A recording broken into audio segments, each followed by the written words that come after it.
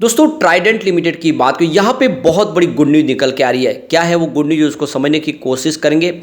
और Trident limited ने अपने क्वार्टर 2 की तैयारी कर ली है और इसी को लेकर उन्होंने ट्रेडिंग विंडो को क्लोज किया है सेबी के रूल्स के तहत। इसकी भी जानकारी एक्सचेंज को दी गई है।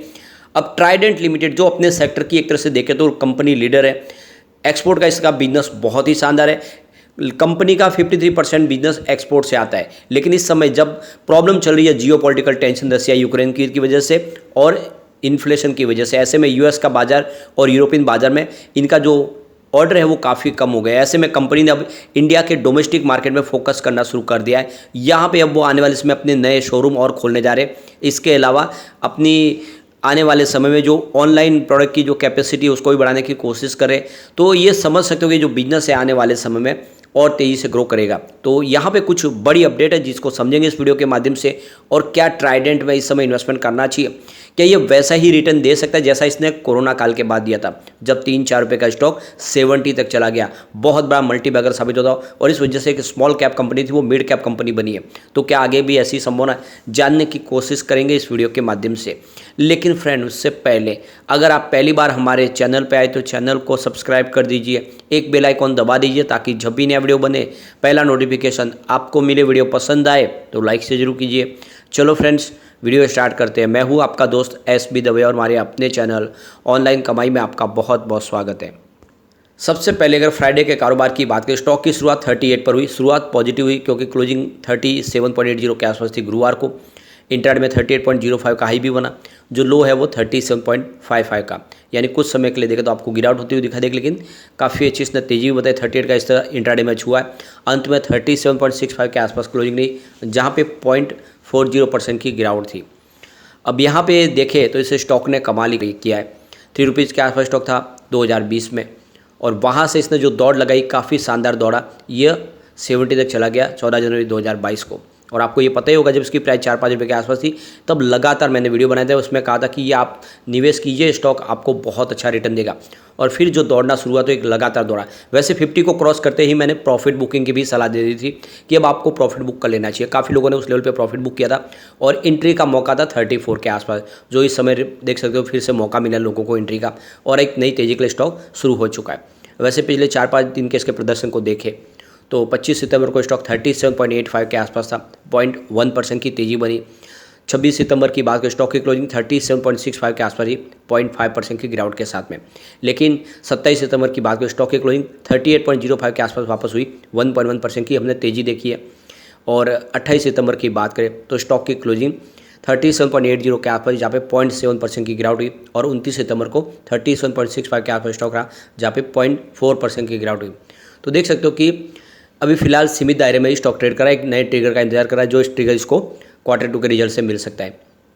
वैसे पिछले 10 साल में स्टॉक ने 4126% का बम्पर रिटर्न दे दिया है, यानी जिसने भी 10 साल पहले इसमें निवेश किया होगा वो बड़ा मालामाल हो चुका है, बहुत भारी उसका इन्वेस्टमेंट बढ़ चुका है। ये देख ही सकते हो कि 4000% का रिटर्न दिया है स्टॉक ने। सिर्फ 5 ईयर की बात करो 557% का इसने पॉजिटिव रिटर्न दिया है। 2 ईयर के हिसाब से भी देखें तो 46% का इसने पॉजिटिव रिटर्न दिया है। 1 ईयर के हिसाब से जरूर यहाँ पे रिटर्न आपको सिर्फ 4% के आसपास दिखाई देगा, लेकिन 6 मंथ की बात करें फिर से तो 46% का इसने पॉजिटिव रिटर्न दिया। और 3 मंथ के हिसाब से 12% का इसका पॉजिटिव रिटर्न है। 1 मंथ के हिसाब से भी देखें तो इसने 2% का पॉजिटिव रिटर्न दिया है। ओवरऑल देखें तो इसका जो रिटर्न है वो पॉजिटिव है, कहीं कोई निगेटिव नहीं। 1 वीक के हिसाब से जरूर यहाँ पे लगभग 1% की गिरावट है।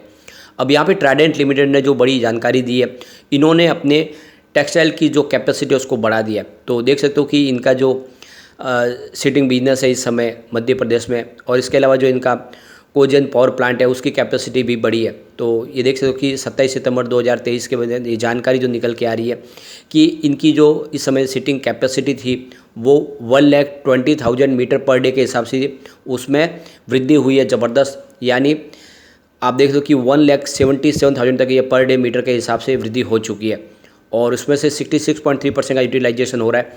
तो कुल मिला के देखें तो कैपेसिटी बढ़ चुकी है इनकी पर डे प्रोडक्शन की। और ये देख सकते हो 55,000 मीटर पर डे के हिसाब से कैपेसिटी और यहाँ पे ऐड होती हुई आपको दिखाई देगी। और इसके लिए इन्होंने जो एक्सटर्नल बोरोइंग किया है वो करीब 170 करोड़ के आसपास है। इसके अलावा इंटरनल इन्होंने जो यहाँ पे फंड रेज किया वो 58 करोड़ का है। तो इसके माध्यम से इन्होंने अपनी कैपेसिटी को एक्सपांड किया और ये एक बहुत बड़ा शुभ संकेत है। इसका मतलब भले ही फॉरेन के मार्केट से इतना ऑर्डर न मिल रहा हो, लेकिन इंडिया के बाजार में डिमांड बढ़ रही है और उसको पूरा करने के लिए इन्होंने अपनी कैपेसिटी का बढ़ाने का जो फैसला किया वो काफ़ी शानदार है। इसके अलावा जो इनकी पावर प्लांट की कैपेसिटी है उसको भी बढ़ाया गया। देख सकते हो कि 49.4 मेगावाट के आसपास जो कैपेसिटी थी उसको बढ़ा के 65.7 मेगावाट के आसपास कर लिया, यानी 16.3 मेगावाट की कैपेसिटी इन्होंने एक्स्ट्रा और बढ़ा ली है।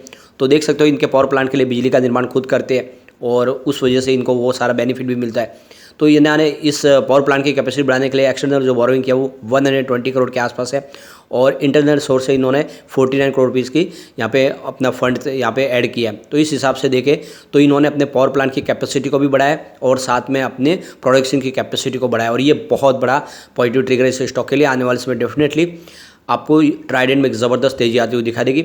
लॉन्ग टर्म में निवेश करने के लिए बहुत ही अच्छा मौका है। अब ट्राइडेंट लिमिटेड ने एक्सचेंज को जानकारी दी कि उन्होंने Q2 की तैयारी कर ली है और इसी को लेकर इनसाइडर ट्रेडिंग के लिए ट्रेडिंग विंडो को क्लोज कर दिया है। तो सेबी का जो रूल्स है उसके तहत देखें तो जैसे ही एक बार रिजल्ट की तैयारी हो जाती है, रिजल्ट के जो भी अंदर की जो संभावना पता चल जाती है कंपनी के मैनेजमेंट को या फिर प्रमोटर को, उसके बाद में वो ट्रेडिंग नहीं कर पाएंगे क्योंकि उसका गैर फायदा वो उठा सकते हैं और इसीलिए सेबी के रूल्स के तहत वो ट्रेडिंग विंडो क्लोज है और ये तभी खुलेगी जब रिजल्ट डिक्लेयर हो जाएगा। उसके बाद में 2 दिन के बाद नॉर्मल ट्रेडिंग शुरू हो जाएगी, यानी 48 घंटों के बाद में आप नॉर्मल ट्रेडिंग कर पाओगे। तब तक के लिए प्रमोटर ग्रुप से कोई भी ट्रेडिंग नहीं कर पाएगा, न ही बोर्ड के सदस्य ट्रेडिंग कर पाएंगे और एम्प्लॉयज़ के लिए भी ट्रेडिंग बैन है। तो ये सबके लिए ट्रेडिंग को रोका गया सेबी के रूल्स के तहत।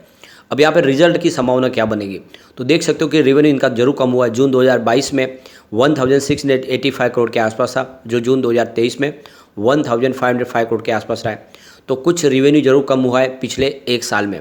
प्रॉफिट की बात करें तो जून 2022 में 129 करोड़ के आसपास था, जो जून 2023 में 91.34 करोड़ के आसपास रहा।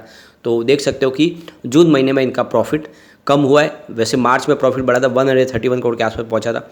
आशा करें कि इस बार प्रॉफिट बढ़ेगा क्योंकि जिस तरह से कंपनी ने अपना प्रोडक्शन बढ़ाने का फैसला किया उससे एक बात समझ में आ रही है कि डिमांड अब बढ़ने लगी है।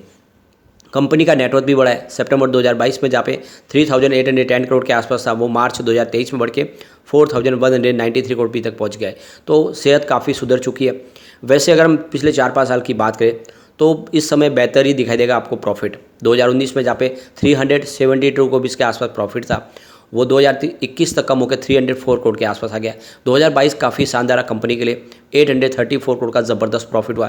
इस बार 2023 में 442 करोड़ का प्रॉफिट है। तो 2022 के मुकाबले प्रॉफिट जरूर यहाँ पे देखें तो आपको लगभग आधा होता हुआ दिखाई देगा, लेकिन पिछले 3 साल की बात करें 2019, 20, 21 तो उस हिसाब से प्रॉफिट अच्छा खासा बढ़ा है। और ये देख सकते हो कि एक तरह से बात समझ में आ रही है कि वाकई में ट्राइडेंट आने वाले समय कमाल कर सकता है। यहाँ पे एक और अच्छी खबर है कि जून महीने में प्रमोटर ने अपनी होल्डिंग को बढ़ाया। 72.94% की होल्डिंग थी दिसंबर में, जून में देख लो कि 73.19% के आसपास आ गई और 75% की तो अपर लिमिट है। तो प्रमोटर की पकड़ बहुत मजबूत है कंपनी पे। इसके अलावा कोई भी इनका गिरवी शेयर नहीं है, जितने भी शेयर है वो सारे के सारे प्रमोटर के पास है। ये बहुत बड़ी बात है। और एफआई की बात करें उनकी होल्डिंग भी बड़ी है। वैसे मार्च में 3.13% के आसपास होल्डिंग थी 2022 में, दिसंबर में घट के 2.36% के आसपास आ गई, लेकिन इस बार जून में देखें तो होल्डिंग फिर से बढ़ के 2.47% पर आ गई है। तो एफआई ने इन्वेस्टमेंट को बढ़ा दिया है। ये आप समझ सकते हो कि एफआई अगर स्टॉक में निवेश करे तो वाकई उस स्टॉक में दम है। डीआई की होल्डिंग भी बढ़ी है, 0.04% के आसपास थी दिसंबर। वैसे मार्च में होल्डिंग नहीं थी डीआई की, इस समय 0.05% के आसपास होल्डिंग है। तो यहाँ पे डीआई ने भी निवेश बढ़ाया है, म्यूचुअल फंड का भी इन्वेस्टमेंट बढ़ा है। जनरल पब्लिक के शेयर घटे, आप देख सकते हो कि 24.66% की होल्डिंग थी दिसंबर में, इस समय 24.29% के आसपास आ गई है। तो एफआई, डीआई और म्यूचुअल फंड की होल्डिंग बढ़ी है, सिर्फ जनरल पब्लिक के शेयर घटे और ये सिग्नल है कि स्टॉक वाकई में एक बड़ा मल्टीबैगर बनेगा। अगर आप इसको 5-10 साल के लिए होल्ड करते हैं तो ये 500 का टारगेट आपको आराम से दिखा सकता है। तो लॉन्ग टर्म का नजरिया लेकर निवेश आपको कर लेना चाहिए। लेकिन फ्रेंड, कोई भी इन्वेस्टमेंट करने से पहले अपने फाइनेंशियल एडवाइजर से बड़े ले ले या अपना खुद का रिसर्च करें, क्योंकि मैंने वीडियो आपके एजुकेशनल पर्पज़ के लिए ही बनाया। वीडियो पसंद आए तो लाइक से जरूर कीजिए और चैनल को सब्सक्राइब कर दीजिए। Thank you.